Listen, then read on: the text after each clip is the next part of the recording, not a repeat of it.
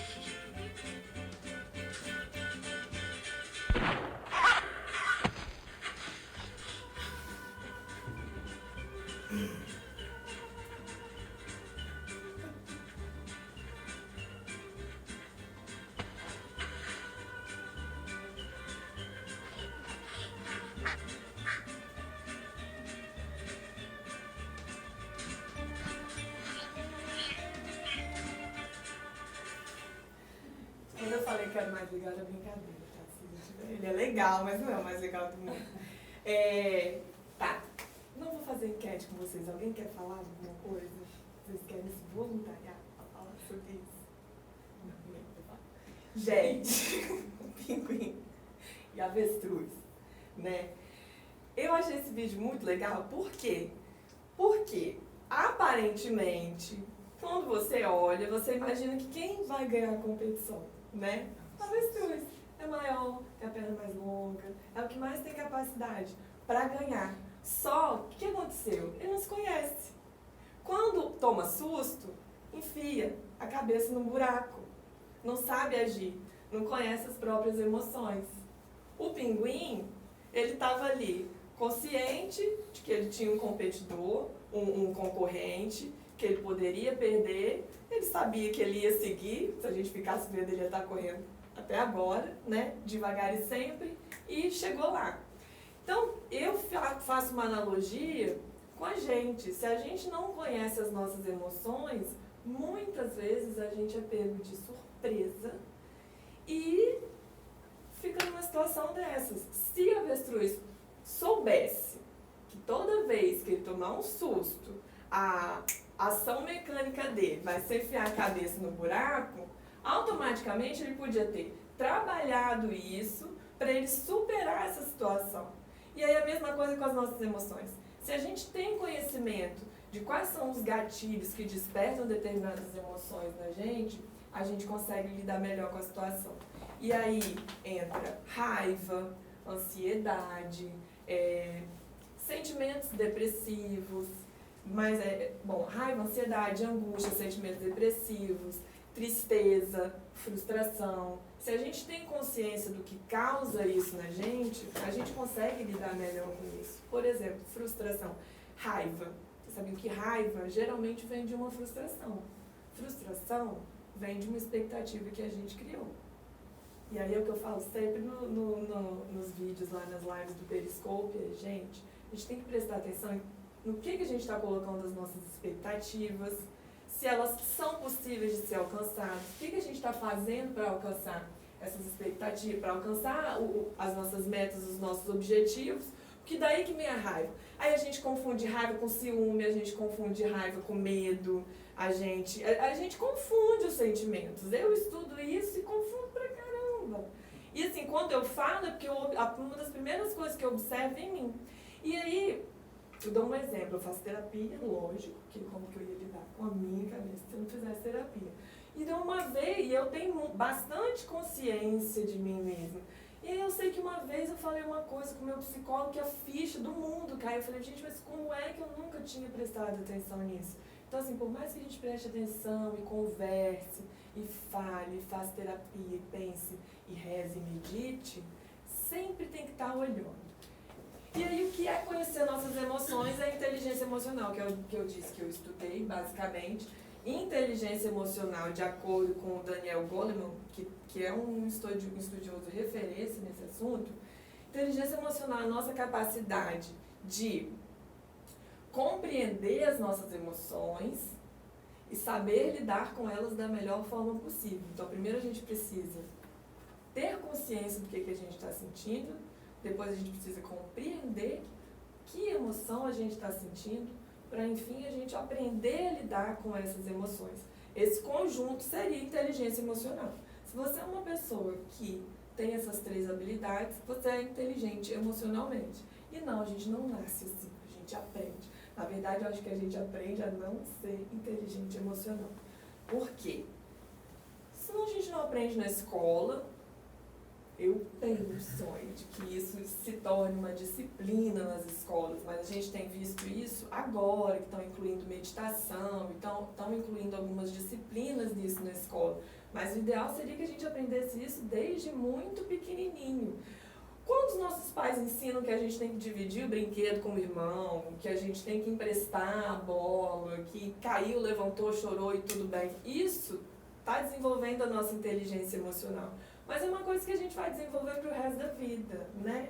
Que a vida é a vida e está sempre mostrando um lado maravilhoso que a gente não esperava em uma situação que a gente tem que lidar. Então, por que é importante ser inteligente emocionalmente? Voltando, na nossa sociedade, dá-se muito valor a QI. Você é muito inteligente em tirar prova, fazer prova e tira 10, você é muito bom em física e matemática, você vai fazer o Enem e vai arrasar. No entanto, nas empresas, competências e habilidades, elas são muito mais fáceis de serem aprendidas do que inteligência emocional. É muito mais fácil você ensinar para uma pessoa a fazer um PowerPoint ou a fazer uma filmagem, igual vocês estão fazendo aqui. É muito mais fácil ensinar alguém a ser designer, é muito mais fácil ensinar alguém a escrever um release ou fazer uma campanha publicitária do que ensinar uma pessoa a lidar com frustrações, a tratar bem com coleguinha, né? A saber respeitar as opiniões alheias. Vide a loucura que a gente tem visto hoje nas redes sociais por conta de é uma pessoa que adora fazer provocações maravilhosas no Facebook, eu acho divertidíssimo. Porque a pessoa vai lá, eu vi essa semana, não foi? O cara foi na sua timeline, mandou você parar e encher o saco. Eu adorei a resposta dele, eu escrevo na minha timeline. E eu que estou te enchendo o saco, meu amigo. As pessoas não estão perdendo isso porque elas não respeitam a opinião dos outros. Então é muito mais difícil você ensinar isso para alguém, para um adulto especialmente, do que você ensinar uma pessoa a aprender neurociências, um ser humano de humanas que nunca sonhou em estudar química na vida e foi lá aprender sobre neurotransmissores. Então, assim, é muito mais complicado. E eu acredito que a gente está, aí no lado holístico e esotérico vindo à tona, que eu acredito que a gente está vivendo uma era de transformação e que isso está começando a ser muito mais valorizado. Então, assim, as próximas gerações, eu acho que elas têm a ganhar. Assim. As gerações que vierem, os nossos filhos, para quem tiver filhos, eu acredito que a gente vai estar tendendo muito mais a ensinar isso para eles, essas habilidades, a ter autoestima, a ter autoconfiança, a respeitar o próximo, muito mais do que esse excesso de competitividade e o seu QI tem que ser elevadíssimo. Então, essas basicamente são as vantagens da gente ser inteligente emocionalmente. Você percebe melhor suas emoções, você aprende a lidar melhor com elas, melhor de tudo, quando você se conhece, aí você conhece o outro. E aí a empatia, né, gente? Porque empatia é um potinho de ouro. Se você tem a encarar, porque você vai lidar muito melhor com as pessoas. E você só vai entender melhor o outro se você se entende. Você só consegue olhar para o outro e entender verdadeiramente que ele está frustrado, porque você sabe o que é estar frustrado. Eu não vou fazer esse comentário agora, não, porque eu sei que a pessoa não está no momento legal, porque você sabe o que é não estar no momento legal. Então, é importante. Outras vantagens da gente aprender a lidar com as nossas emoções são basicamente essas, da gente se tornar autoconsciente, lida melhor com as nossas emoções, se automotiva, porque às vezes não é só salário, às vezes não é só fazer o que gosta, às vezes você está com um problema em casa e tem que vir trabalhar, e aí não vai ter ninguém do seu lado para falar assim, vamos lá, você é 10, você vai ter que fazer isso por você. Vai ter momentos em que parece que tudo está dando errado ao mesmo tempo, e aí a sua tireoide vai lá, aí o cabelo cai, aí você fica nessas horas que a gente fica doente. Então, assim, ter capacidade de se automotivar não é para qualquer um. E para mim também é um dos tesouros. Se você é uma pessoa que consegue se motivar, você já está na frente. E não é porque você tem que ser uma hiena que está o tempo inteiro rindo, que tudo é feliz o tempo todo, porque não é assim, né? A vida não é assim, as coisas acontecem, as coisas dão errado, relacionamentos acabam, você é mandado embora, você fica sem dinheiro, as pessoas morrem, enfim, coisas ruins acontecem. Não é que você tem que ser feliz o tempo inteiro, isso é euforia e tem alguma coisa errada também, né? A questão é você ter consciência de que se eu me empenhar um pouquinho mais, dá certo, tá ruim agora, deixa eu sofrer, daqui a pouco passa, o sofrimento não dura para sempre, do mesmo jeito que felicidade, né? Do mesmo jeito que a alegria, a euforia também não dura para sempre. E tem isso, a gente aceitar as nossas emoções. E sempre visando a capacidade da gente se relacionar, porque nós somos seres sociais, um ser humano sozinho morre. As pessoas hoje mais deprimidas, e tem estudos disso, quando as pessoas vão ficando mais velhas, as pessoas vão ficando mais velhas e mais solitárias, e isso leva à depressão. Então, tá sempre participando de grupos, ter amizades. Eu não estou dizendo que a gente tem que casar e ter filho e tudo mais. Você tem que ter amigos, você tem que se relacionar com as pessoas bem no trabalho. E isso influencia diretamente na nossa saúde. Aqui eu falei que não existe emoção boa e emoção ruim. Quem dá o significado das emoções somos nós. As emoções, elas têm uma razão de existir. Elas são uma programação biológica e vem evoluindo desde que o ser humano é ser humano. Acredite você na evolução de Darwin, em Adão e Eva. No entanto, a gente ainda traz arraigado alguns processos emocionais de muito antigamente. O medo é o principal deles. Quando eu falo que não tem emoção boa e emoção ruim, por exemplo, a gente tende a dizer, medo é ruim, né? Não é legal sentir medo. Não, é importante sentir medo. Se a gente não sentisse medo, a gente ia fazer um monte de loucuras e que iam colocar a nossa vida em risco. Esses dias eu recebi um vídeo de um menino nu andando no parapeito da ponte. Que loucura. Né? Gente, bem, o menino não tava, coitado, mas né? Se a gente não tivesse medo, todos nós aqui, a gente não ia achar uma loucura. A gente ia achar normal. Normal, vai ali, caiu, morreu, acabou. Então, assim, medo faz parte da nossa sobrevivência. Assim como raiva, assim como alegria, enfim. As emoções, elas fazem parte da nossa vida, elas têm uma razão de existir. Elas existem por quê? Elas são uma resposta mais primitiva, lá do sistema límbico do nosso cérebro. Elas são a resposta mais primitiva, biologicamente falando, do nosso cérebro, para a gente responder aos estímulos externos e também internos. Como internos, um pensamento. Um pensamento, aliás, a gente é muitas vezes refém dos nossos pensamentos. O pensamento, ele desperta emoções, tanto quanto um assaltante na minha frente com uma arma na mão. Então, um estímulo externo e uma lembrança, uma memória, um estímulo interno e um estímulo externo, eles estão despertando em mim emoções da mesma forma. E aí, quando a gente fica ansioso, por exemplo, a nossa memória, e às vezes a nossa memória genética dos nossos ancestrais, de muito tempo atrás, de perigo. O nosso cérebro, biologicamente, ele está programado para responder a alguns estímulos de forma automática e imediata, porque é questão de sobrevivência. O medo tem a questão da luta ou da fuga. Você está numa situação, e se vocês forem reparar, é assim. Você está numa situação de perigo, você luta ou você foge.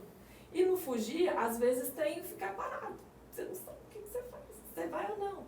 Com o ator lá da Globo que morreu afogado, falou-se muito, né, que ele teve uma paralisia provocada pelo trauma, e daí eu fui ler uma explicação da neurociência e era muito interessante, falar assim, por que acontece isso com a pessoa que está se afogando?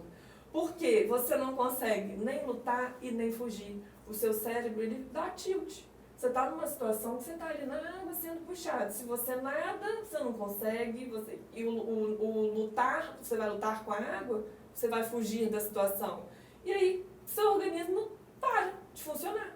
Porque são comandos muito fortes, instintivos.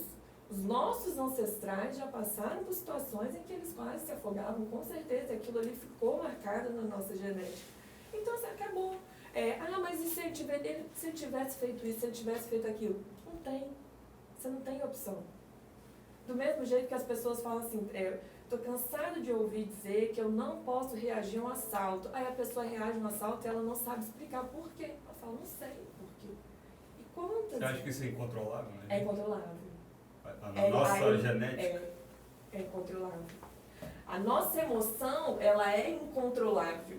A nossa resposta biológica, ela é incontrolável. A gente não consegue controlar. Do ator, eu li que um psicólogo falando que o fato de ter ficado paralisado também pode ser alguma coisa, tipo, que ele teve dificuldade no útero da mãe. Pode ser um trauma que você não sabe. Vai que na hora a pessoa lembrou de quando ele tinha 5 anos e ele não conseguiu nadar. A nossa resposta emocional, ela não é controlada. Mas psicossomático, assim, tem como dissomar, tipo, desfazer? Psicossomático também não é uma coisa controlável. Aí que tá certo. Então, por que você foi estudar equilíbrio emocional? Vou contar uma historinha. Eu sempre fui da galera da autoajuda. Eu sei que exige um preconceito enorme, mas eu falo isso justamente para ir quebrando.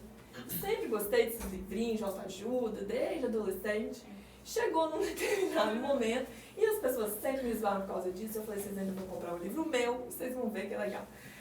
Tanto é que é pejorativo que nas livrarias agora não é mais autoajuda, é autoconhecimento. O que eu acho muito mais interessante, o autoconhecimento, a espiritualidade. E eu queria entender, eu falava, por que minha mãe e minha avó me dizem que eu tenho que tomar cuidado com as palavras, porque palavra tem poder? Por que elas falam que eu tenho que tomar cuidado com o que eu digo, porque eu vou atrair isso para a minha vida? Né? Da onde que veio essa lei da atração? Meu Deus do céu, tem que ter uma explicação científica para isso. Porque eu sempre fui muito racional e sempre tive... Opa, vai acabar a bateria, mas tudo bem, a gente sobrevive.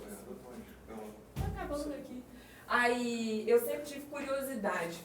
Por isso que eu fui estudar neurociências. E aí a questão da psicossomática. O que o corpo... Depois eu vou passar, mas vamos pular, não tem problema. O que a gente não fala, o que a boca não fala, o corpo padece. Então, quando a gente não consegue lidar com as nossas emoções, o nosso corpo, você não está falando, você está fingindo que você está bem. Mas o seu interior, ele sabe, a sua mente sabe, todas as suas células, elas sabem que você está estressado.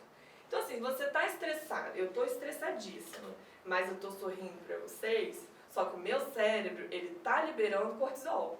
Cortisol é o hormônio do estresse. Ah, ele é ruim? Não, ele não é ruim. Ele é importante para eu lidar com uma situação de estresse real. Só que se eu começo a ficar pensando, ansiosa, imaginando, conjecturando várias situações ruins e negativas, se eu estou sempre falando coisas negativas, ele está mandando respostas para o meu organismo reagir quimicamente a esses meus pensamentos.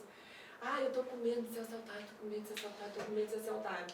Para o meu cérebro não tem diferença, outra coisa muito legal, não tem diferença entre mentira e verdade, realidade e ficção.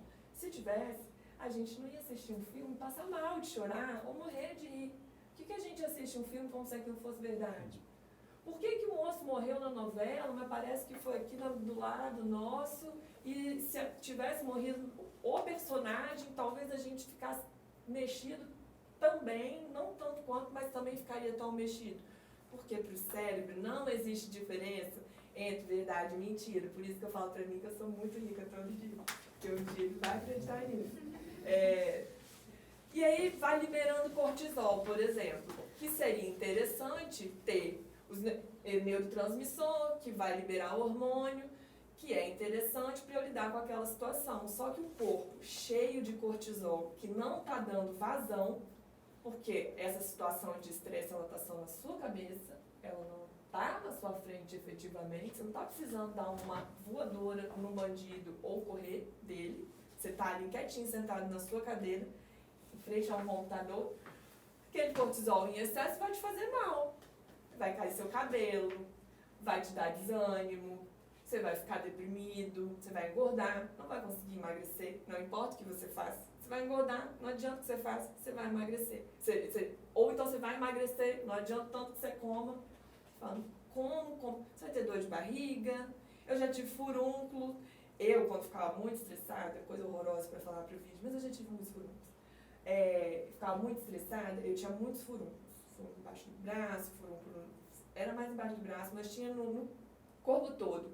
Primeira aula da pós-graduação, eu achei o máximo, que eu aprendi que a pele, ela é formada, quando a gente ainda é um embriãozinho, as células tronco que dão origem ao nosso sistema nervoso, elas também dão origem à nossa pele. Eu falei, nossa, tudo faz sentido. Por que a gente somatiza tanto na nossa pele? Coceira, mancha, espinha, inflamação, queda de cabelo porque dá caspa, da seborreia, pele, sistema nervoso, estão intimamente ligados. Então, assim, você tem controle sobre isso? Inicialmente, não. Porque se você tem um hábito, aí é onde são formados os hábitos. A gente tem crenças que vão sendo inseridas na gente desde quando a gente nasceu. Nossos pais têm as crenças e os pais deles. E assim, não há culpados. Nós somos os melhores que nós podemos ser, né? Só que a gente não tem tanta consciência, por isso que é importante a gente se autoconhecer.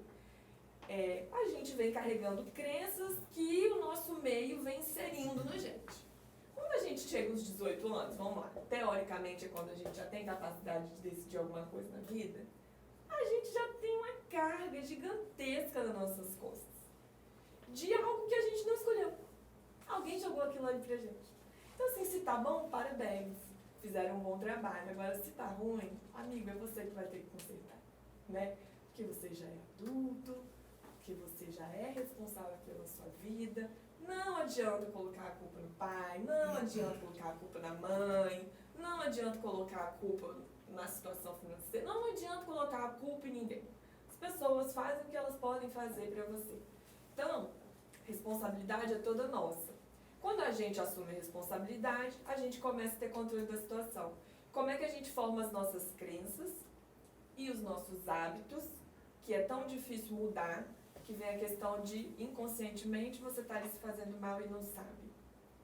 Sinapses, neurônios, células nervosas, elas se comunicam por meio de sinapses, né? Imagina, um neurônio aqui, aí tem uma ligação eletroquímica que vai fazendo a comunicação. Quando eu estou falando isso aqui para vocês, eu já fiz centenas, quase, uma centena de vídeos, já fiz dezenas de vídeos sobre isso. Então eu estou falando isso para vocês com muita facilidade, porque eu já formei muitas sinapses a respeito desse assunto. Então quando eu começo a falar disso, as minhas sinapses elas já estão reforçadas, como se fosse um músculo, né? Eu já falei daquilo 1000 vezes, então meu músculo está forte e aí a informação ela se conecta com a outra muito fácil. Se vocês me fizerem uma pergunta de química, por exemplo, uma coisa que eu aprendi 2 anos atrás, da química da neurociência, e eu não vou ter tanta facilidade para falar sobre isso como eu tenho agora, porque eu não reforcei essas sinapses. Então, se você tem o hábito de ser positivo, de pensar positivo, você está reforçando esse olhar, essas sinapses, desse modo de olhar a vida. Por outro lado, se você tem muito medo, se você tem muita angústia, se você tem pensamentos de frustração, enfim, você escolhe os pensamentos, você não escolhe as suas emoções. Você não escolhe as suas emoções e você não escolhe como o seu organismo vai reagir. Por isso que você não escolhe, você está somatizando. Eu não escolhi meu hipertireoidismo. Mas assim, na mesma semana, aconteceram 2 coisas extremamente estressantes na minha vida.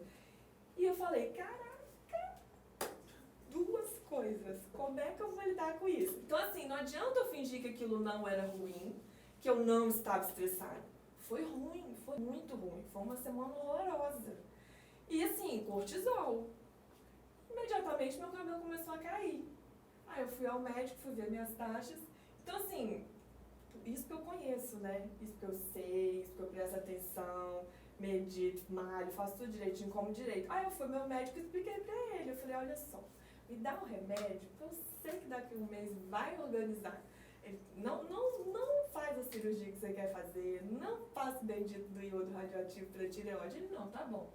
Se você tá falando, então tá. E assim foi. Porque eu sabendo disso, confiando no remédio, fazendo tudo direitinho, deu um mês, estabilizou. E eu me autoconhecia, apesar disso, não teve jeito, não teve discussão ali pro meu organismo. Tem um povo muito evoluído e quem tiver interesse tem a Louise Hay, que ela é uma senhora que ela já tem, sei lá, ela vai fazer uns 100 anos, mas você olha, ela tem cara de 60. E ela tem um livro, Você Pode Curar a Sua Vida. E ela tem lá vários depoimentos dela mesma se curando. Não estou fazendo propaganda de coisa mediúnica, nada disso.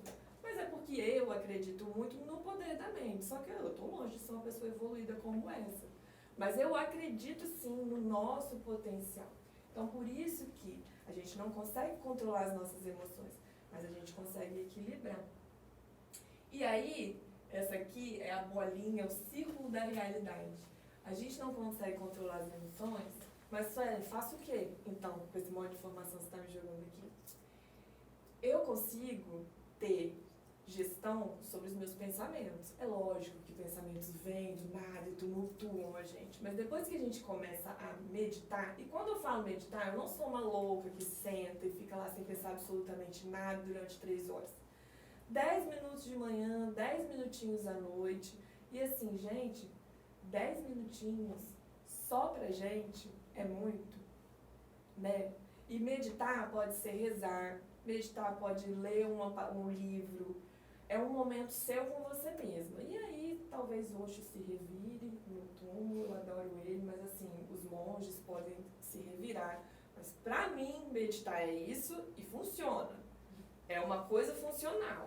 É o seu momento com você mesmo. É você lendo a Bíblia, é você lendo o Alcorão, é você não lendo nada, se você for ateu, mas você é aquele momento seu com você mesmo, para você entender o que está acontecendo na sua vida, né? Então, o pensamento, quando a gente começa nesse hábito da meditação, por exemplo, de olhar para dentro, a gente começa a entender que pensamentos, eles surgem do nada, mas a gente escolhe se apegar a eles. E aí a gente faz assim, quando eu estou meditando, eu falo assim, o pensamento é como se fosse uma nuvem. Ele passa, a gente não tem controle sobre a nuvem, mas deixa passar. Que aí vem assim, e se acontecer isso?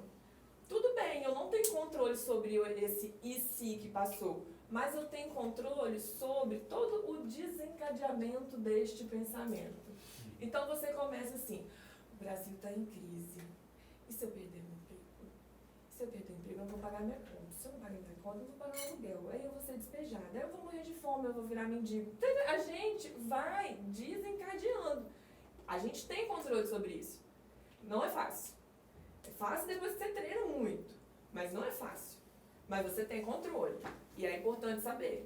Você tem condição, sim, de ser dono dos seus pensamentos. Isso é autorresponsabilidade e isso é autoconsciência. Então, passou aquela nuvem, deixa passar. É ruim? Deixa passar. Agora, se você escolher se apegar, aí é um problema seu. É uma questão sua, sim. E daí que veio pra mim a explicação de cuidado com palavras. Palavras têm poder. Cuidado com a lei da atração. Você atrai para sua vida, sim, aquilo que você transmite. E aí é comprovado cientificamente isso. Porque se eu estou pensando só coisas boas, eu estou fazendo sinapses de coisas boas. E o meu cérebro não entende que é verdade, que é mentira. Então, se eu estou aqui repetindo que eu estou bem, que eu estou feliz, está tudo certo. Meu cérebro acredita que eu estou bem, que estou feliz, está tudo certo. Libera um monte de serotonina, um monte de dopamina. Eu também posso comer banana, que também tem serotonina. Eu também posso malhar, que também libera dopamina. Mas os meus pensamentos, eles também liberam esse monte de substância. Os pensamentos, eles geram as emoções. As emoções, depois que elas são decodificadas pelo nosso córtex pré-frontal, que é a parte mais moderninha do nosso cérebro. Os nossos ancestrais não tinham o córtex. Seres humanos que conseguem fazer foguetes, sim. Hoje a gente tem um córtex pré-frontal, que é essa partezinha aqui da frente, muito desenvolvida. Então as emoções, elas estão lá no sistema límbico, que é a parte mais primitiva. Você sente o medo. O sentimento é assim, medo do quê? É meio isso, assim, de forma bem, a grosso modo é isso. O sentimento é quando você já consegue racionalizar a sua emoção. Pensamentos geram emoções que geram sentimentos. A partir do que você está sentindo é como você vai se comportar. Aquilo que você repete vai se tornar o seu hábito. Então, um comportamento repetitivo vira um hábito. Aquilo que você faz todo dia molda quem você é, molda o seu caráter e vira realidade. Então, quando a minha avó falava para mim, para eu cuidar dos meus pensamentos e das minhas palavras, que pensamento e palavras, porque eles viram realidade, ela estava falando desse processo todo aqui. Ela só não sabia, mas era disso aqui que ela estava falando. E aí, que significado vocês têm dado às emoções de vocês? Que não existe emoção positiva, não existe emoção boa e ruim. Que existe a valência, positiva e negativa. Isso aqui me faz me sentir meio mal, isso aqui me faz me sentir um pouco ruim, mas dependendo da situação, o medo pode ser bom. A raiva, é importante que você sinta a raiva numa situação de abuso, senão você vai ser abusado e vai ficar lá sempre igual um cordeirinho. Você não vai brigar diante de uma injustiça. Então, raiva, às vezes as pessoas, especialmente as pessoas, as mais boazinhas, aquelas que não fazem mal a ninguém, essas pessoas têm uma dificuldade de lidar com raiva, elas têm uma dificuldade tão grande. E isso ali, você vai olhar, as pessoas elas acabam ficando doentes, elas têm uma tendência a ficar mais deprimidas, porque ela vai guardando aquilo ali, e aí ela vai se frustrando, porque, poxa, eu faço bem para todo mundo, e a pessoa Diferente, eu gosto de falar também de assertividade. É importante para a vida e para a relação de trabalho também. A gente tem que saber se colocar, a gente tem que saber se expressar. A assertividade é a nossa capacidade de se expressar bem, de falar aquilo que a gente espera, que a gente gostaria, de um modo educado. Existe a agressividade, a passividade e a assertividade. A assertividade é você colocar suas opiniões, suas vontades, os seus desejos, de forma que você não está agredindo ninguém. Agora, se o Foca me chama para vir aqui dar uma palestra e eu falo que eu não posso e ele fica puto comigo, o problema é dele. Eu falo com ele educadamente. Olha, agradeço seu convite, mas eu não posso. Estou sendo assertiva. Eu não posso. Eu vou me prejudicar por sua causa? Por quê? Eu não posso. Cabe a ele ser também assertivo e falar, não, tudo bem, a próxima vez que você puder, quando você puder, você venha. Assertivo. Se ele fica com raiva, ele não está sendo assertivo. Então acontece muito disso, da gente também misturar as nossas emoções. E aí a questão das pessoas muito boazinhas, que têm dificuldade de dizer não, porque elas não conseguem lidar com essa frustração. Ou seja, não existe bom e ruim. Tem ali a valência positiva e a valência negativa, mas o significado das emoções, quem dá somos nós. Sombras interiores, tá acabando, é o que a gente tem aqui dentro quando a gente não coloca pra fora. E aí, pegando esse exemplo, esse gancho das pessoas muito boazinhas, estou dando esse exemplo porque é uma constante nos meus atendimentos, meus coaches, minhas coaches especialmente, mulheres fazem muito isso. Você faz tudo pela pessoa e a pessoa não te corresponde. Para começar, relações são relações saudáveis quando há troca. No entanto, quando você faz esperando necessariamente alguma coisa em troca, do mesmo modo, na mesma proporção que você está dando, tem alguma coisa errada aí e a chance de você se frustrar é muito grande. Então vamos rever este conceito. Aí você é muito bonzinho e você não pode expressar que você está pé da vida com a pessoa, você guarda. Isso vai virando sua sombra. Sombra é tudo aquilo que está guardado aqui dentro, que você não está colocando para fora, que você não está digerindo, que você não está trabalhando. Vai somatizar. Vai somatizar. E aí, cada situação que te remeta àquela emoção e que você não está digerindo, que você não está trabalhando adequadamente, cada uma dessas situações, elas vão entrando e as sombras elas vão se alimentando, elas vão fazendo um time de futebol lá dentro de você. Elas vão guardando. É aquele dia que você explode? É aquele dia que você dá uma de louco, você não entendeu por quê? E ninguém espera. Um dia de fúria. Meio isso.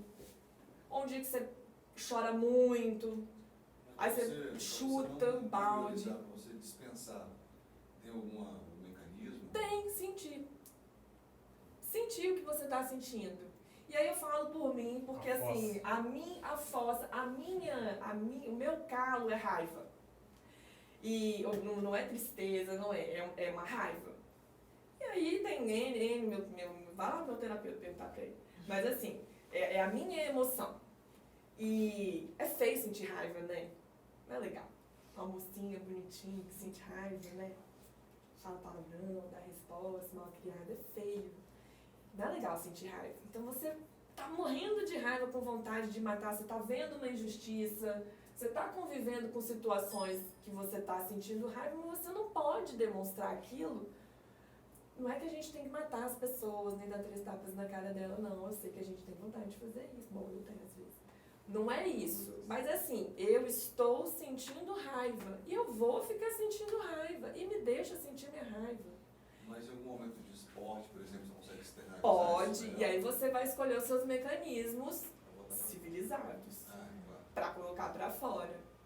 Então, assim, que seja meditar, que seja fazer exercícios, caminhar, ler um livro, virar pra pessoa e ter uma conversa com ela. Olha, eu tô com muita raiva de você agora. De você não, porque não é legal a gente colocar a culpa nas pessoas.